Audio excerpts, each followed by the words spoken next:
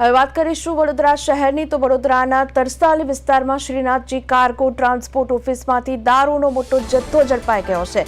બુટલેગરો દારૂનો જથ્થો ઝડપી જવાના ડરથી તેને કુરિયર મારફતે મોકલી રહ્યા હતા તો પાર્સલમાં રહેલા દારૂની બોટલો તૂટી જતા તેમાંથી દારૂ ઢોળાઈ ગયો અને દુર્ગંધ ફેલાતા મામલો ઉજાગર થયો છે। તો શ્રીનાથજી કાર્ગો ટ્રાન્સપોર્ટના સંચાલકે તાત્કાલિક પોલીસને આ અંગે જાણ કરી દીધી અને માહિતી મેળવ્યા બાદ પોલીસ તરસાલી સ્થિત શ્રીનાથ કાર્ગો ટ્રાન્સપોર્ટની ઓફિસ ખાતે પહોંચી ગઈ અને તપાસ હાથ ધરી। તે દરમિયાન બોક્સમાંથી દારૂની લગભગ 50 જેટલી પેટીઓ મળી આવી હતી। પોલીસે તપાસ કરી મુદ્દામાલ જે છે તેને કબજે કર્યો છે। તો કહીએ છીએ આપણે ગાંધીનું ગુજરાત, પણ આ ગાંધીનું ગુજરાતમાં દારૂ મળવાનો સિલસિલો બંધ જ નથી થતો। ક્યારે બંધ થશે તે સૌ કોઈ પૂછી રહ્યા છે। તો વડોદરાના તરસાલીમાંથી દારૂ ઝડપાયો છે।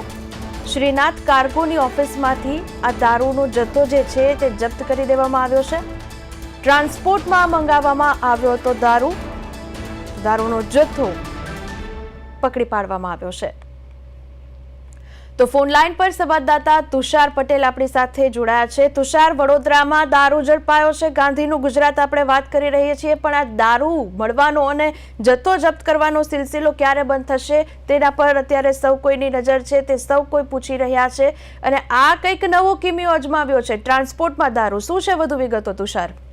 ચોક્કસથી જે રીતે તહેવારોનો સમય ચાલી રહ્યો છે ત્યારે હવે વિદેશી શરાબની હેરાફેરી માટે બુટલેગરોને ક્યાંક ને ક્યાંક મોકળું મેદાન મળ્યું છે।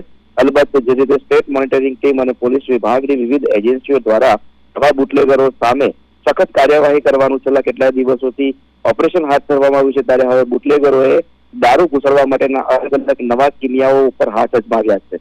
વડોદરા શહેરની અંદર ગત મોડી રાત્રે પકડાયેલો વિદેશી શરાબનો જે જથ્થો છે તેની જો વિગતોની વાત કરીએ વિની તો કુરિયરની આડની અંદર શહેરમાં દારૂ ઘૂસડવાનો એક પ્રયાસ રાજસ્થાનના બુટલેગરો દ્વારા કરવામાં આવ્યો હતો। મહત્વની વાત છે કે રાજસ્થાનના ઉદયપુર ખાતેથી શ્રીનાથ કાર્ગો ટ્રાન્સપોર્ટની અંદર લગભગ વિદેશી શરાબના 50 થી વધારે ખાખીના પુઠાની અંદર આ વિદેશી શરાબનો જથ્થો વડોદરા ખાતે આવેલ કાર્ગો ઓફિસમાં મોકલવામાં આવ્યો હતો।